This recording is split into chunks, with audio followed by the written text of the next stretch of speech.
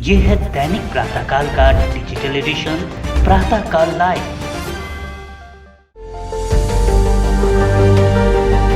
देश भर में आभूषण कारोबार के लिए मशहूर मुंबई के जवेरी बाजार से बड़े पैमाने पर स्वर्णाभूषण भारतवर्ष ही नहीं पूरी दुनिया में जाते हैं। अपनी गुणवत्ता और वैरायटी के लिए यहाँ के गहने पूरी दुनिया में प्रसिद्ध हैं। आज हमने जवेरी बाजार की विख्यात कंपनी संगम ज्वेल्स में विजिट किया।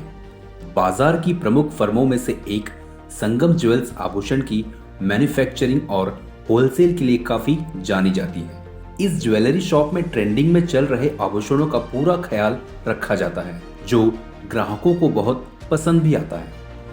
इस फर्म के डायरेक्टर रमन सोलंकी के साथ प्रातःकाल लाइव पर पेश है ये मुलाकात। हमारी संवाददाता अलमास सिद्दीकी द्वारा लिया गया रमन सोलंकी का ये इंटरव्यू आपको कैसा लगा, अपनी प्रतिक्रिया अवश्य दें। नमस्कार, आप देख रहे हैं प्रातःकाल लाइव और मैं हूं आप सभी के साथ अलमास सिद्दीकी। इस वक्त मैं जवेरी बाजार के संगम चेन्स में मौजूद हूं, जो इस देश का सबसे बड़ा जवेरी बाजार है और यहाँ के सबसे बड़े कारोबारी हैं मिस्टर रमन सोलंकी जी, और हम उनसे जानेंगे इस बाजार की स्थिति के बारे में और चर्चा करेंगे। रमन जी, आपका बहुत बहुत स्वागत है प्रातःकाल में। हम आपसे जानना चाहेंगे, आपसे कुछ बातचीत करेंगे, चर्चा करेंगे इस बाजार की स्थिति के बारे में। सबसे पहले आप दर्शकों को अपना परिचय दीजिए। मैं रमन सोलंकी हूँ, director of Sangam jewels and gold Mumbai. हमारा एक होलसेल का कामकाज है और जनरली हम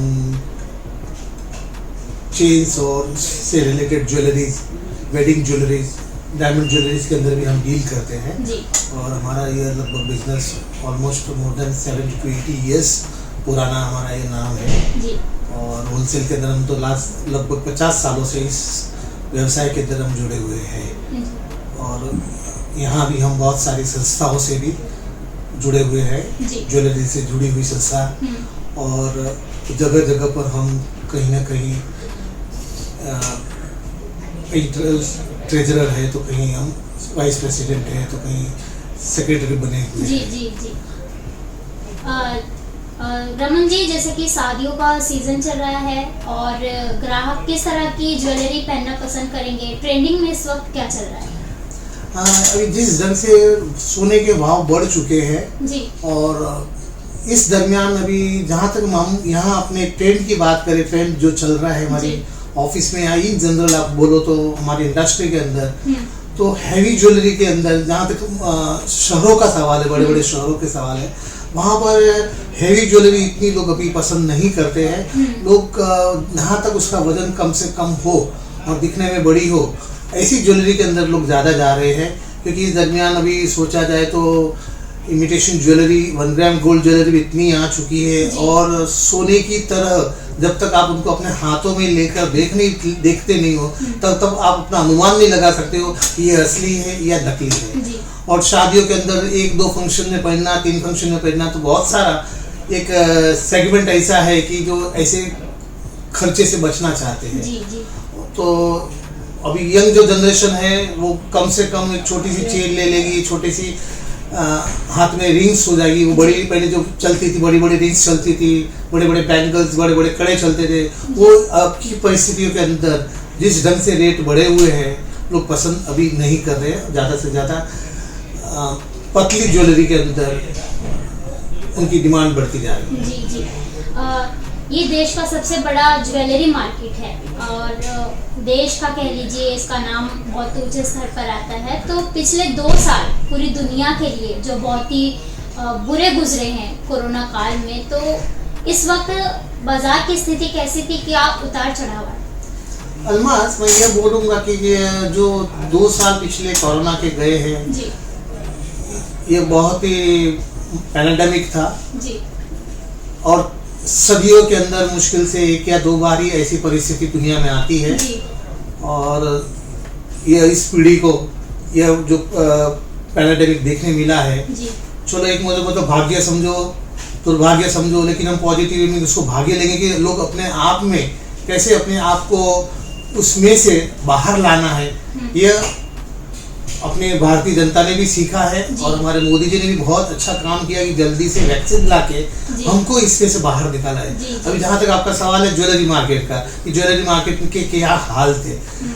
ज्वेलरी मार्केट के अंदर जैसे पूरे दुनिया के अंदर, हमारे देश के अंदर भी सारा व्यवसाय ठप पड़ा था उसी वक्त, नो डाउट ज्वेलरी बाजार भी ठप था। लेकिन ज्वेलरी बाजार उसके बाद में 2-3 महीनों के बाद में लगभग धीरे धीरे शुरू हो गया था, क्योंकि 2 साल के अंदर जिन्होंने शादियां नहीं की थी घर में या आगे पोस्टपोन की थी, वो शादियां एक साथ में उनकी आई और उसकी वजह से भी हमारी जो ज्वेलरी की डिमांड बढ़ी थी। मैं तो बोलता हूँ कि जो 2 साल के अंदर काम नहीं किया वो आगे वाले हमने 6 महीनों के अंदर, 2 साल का काम 6 महीनों के अंदर ज्वेलरी मार्केट ने कर बताया। तो हमारे लिए एक अच्छा सा अवसर भी था कि शादियों के अंदर कैसे ज्वेलरी को केटर किया जाए। हमारे देश में बहुत सारे त्यौहार मनाए जाते हैं, दिवाली का पर्व हो या दिवाली हो, नवरात्रि हो। ऐसे में हमारे देश में दिवाली के टाइम पे जो ज्वेलरी की जो डिमांड है वो काफ़ी ज़्यादा बढ़ जाती है। तो आप ऐसे में अपने सेल को किस तरह से मेंटेन करते हैं? जहाँ तक दिवाली और दशहरा हुआ, दिवाली हुई, नवरात्रि हुई, ईद हुई, जो भी है, बहुत सारे पर्व हमारे देश के होते हैं। तो उस दरमियान तो पहले से ही हमारे जो रिटेलर्स, हम बेसिकली होलसेलर्स हैं, तो हमारे जो रिटेल शोरूम्स वाले हैं वो अपनी इन्वेंटरी आगे के त्योहारों को देखकर पहले से ही अपनी इन्वेंटरी को बढ़ाना शुरू कर देते हैं।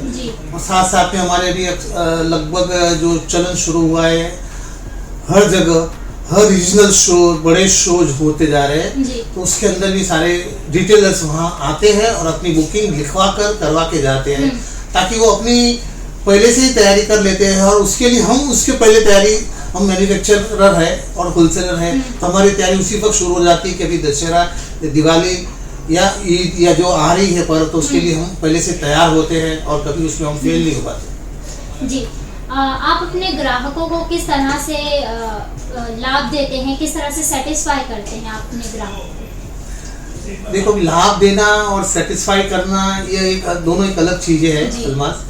इसके अंदर जहाँ तक में लाभ देने की बात है, तो लाभ तो अभी हम यही करते हैं कि उन्हें अच्छे से अच्छा सोना मिला जाए, ये बड़ा से बड़ा लाभ है। बाकी तो जो सोने की कीमत है, जो मजूरी की कीमत है, वो लगनी ही है। अभी हॉलमार्क ज्वेलरी होने की वजह से उनको सबसे बड़ा लाभ यही है कि उनके साथ चीटिंग नहीं हो रही है। तो ये उनके लिए सबसे बड़ा लाभ है। और दूसरा आपका प्रश्न था लाभ और बेनिफिट। तो उनके लिए बेनिफिट तो अभी यही है कि हम उनको नई से नई डिजाइनें, अभी जो कॉम्पिटिटिव जो माहौल बना हुआ है इंडस्ट्री का, तो कॉम्पिटिटिव माहौल अपने लिए एक नया अवसर लाता है अपने लिए कि हम कुछ ना कुछ बड़े जो इंटरनेशनल शोज है वहाँ हम लोग जाते हैं, वहाँ की बहुत सारी डिजाइन्स मशीन को हम कलेक्ट करते हैं, देखते हैं और वहाँ से लेकर यहाँ इंडिया में हम इंपोर्ट करके उससे मिलाकर हम और हैंडमेड ज्वेलरी को मिला के कुछ अलग से ऐसी डिजाइन्स जो इंडियन टेस्ट को केटर करें, उस ढंग की हम निकाल कर उनको इंटरनेशनल लेवल की फिनिशिंग वाली हम ज्वेलरी उनको यहाँ प्रदान करते हैं। ये उनके लिए सबसे बड़ा बेनिफिट है। जी सर। और जीएसटी जो लागू किया गया है, इसमें आप कितना फायदा होता है और कितना नुकसान होता है? जहाँ तक मैं मानता हूँ अलमास की, जहाँ तक मोदी जी ने जो जीएसटी लाकर जो काम किया है वो सबसे अच्छा काम किया है। और जीएसटी से लोगों की हिम्मत बढ़ी है। जो पहले 2 नंबर का काम जितना ज़्यादा हो रहा था, वो ऑलमोस्ट मैं तो समझता हूँ कि 80% काम ज्वेलरी के अंदर भी बंद हो चुका है। और आगे वाला जमाना 2 नंबर का बिल्कुल अभी होगा नहीं। और जब 2 नंबर का व्यवसाय अपना बंद हो जाता है, तो नई सोच और नए विचार आते हैं कि बिजनेस को किस तरह से बढ़ावा दिया जाए। जब आप डर के बिजनेस करते हो तो आपको वहाँ रुकावट जरूर पैदा होती है। और जहाँ आप जीएसटी भर के आप जो 1 नंबर में बिजनेस करते हो, तो वहाँ आपका दिमाग खुलता है और हमेशा आप अपने व्यवसाय को कैसे बढ़ाते हो उसकी चिंता रहती है। और 2 नंबर के व्यवसाय के अंदर अपने पैसे को कैसे संभालना है, हमारे माल को कैसे संभालना, उसकी चिंता रहती है। दोनों के अंदर ये अंतर है। जो देश का सबसे बड़ा ज्वेलरी एसोसिएशन है, India Boolean and jewellery association, उसके आप हाल फिलहाल में वाइस प्रेसिडेंट बने हैं, तो इस बारे में हमें कुछ बताइए। अभी मैं ये India Boolean and jewellery association से लास्ट 15-20 सालों से जुड़ा हुआ हूँ। और इसके अंदर मैं बहुत बार मैं कमेटी मेंबर्स में भी रहा हूँ, एसोसिएट कमेटी मेंबर्स में भी रहा हूँ।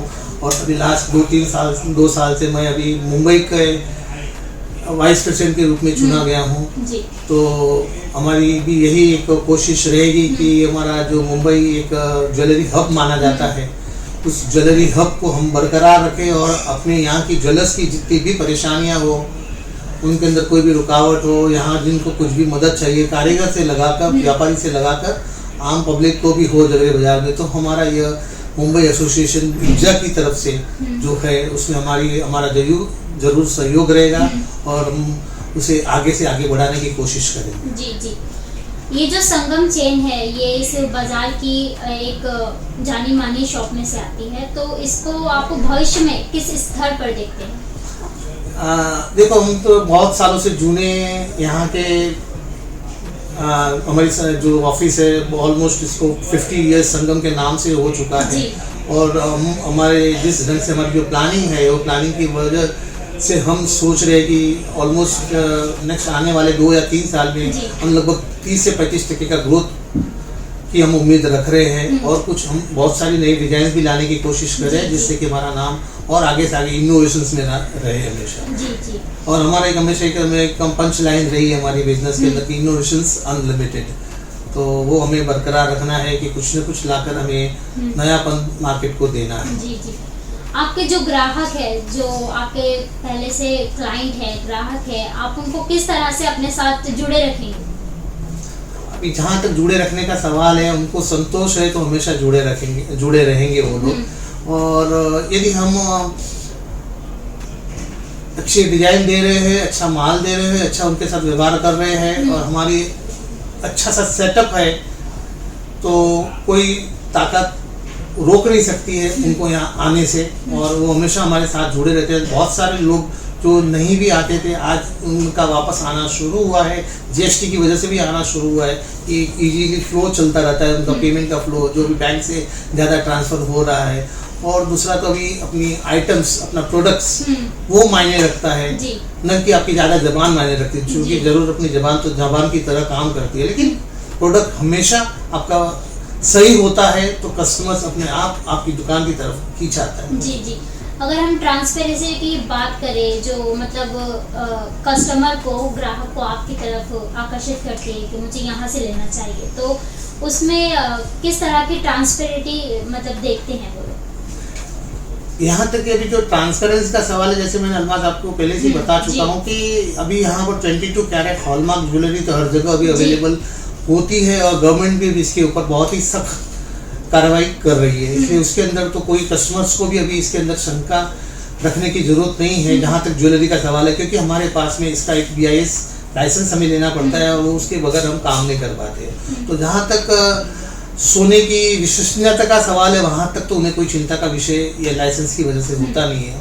दूसरी बात है तो फिर आप अपना प्रोडक्ट सही रखोगे तो वो तो प्रोडक्ट है, उसकी फिनिशिंग है और नहीं है, अपने इन्वेंट्री को आप हमेशा कायम मेंटेन करके रखो तो कस्टमर्स को वहाँ अपने यहाँ संतोष रहेगा ही रहेगा और हमेशा अपने से जुड़ा रहेगा वो। जी, मेरा यहाँ पर आखिरी सवाल है, अगर कोई जो देश के जवान है, यूथ जनरेशन है जो भी, अगर वो ज्वेलरी मार्केट में इंटर करना चाहती है तो आप इसको किस तरह का मैसेज देंगे?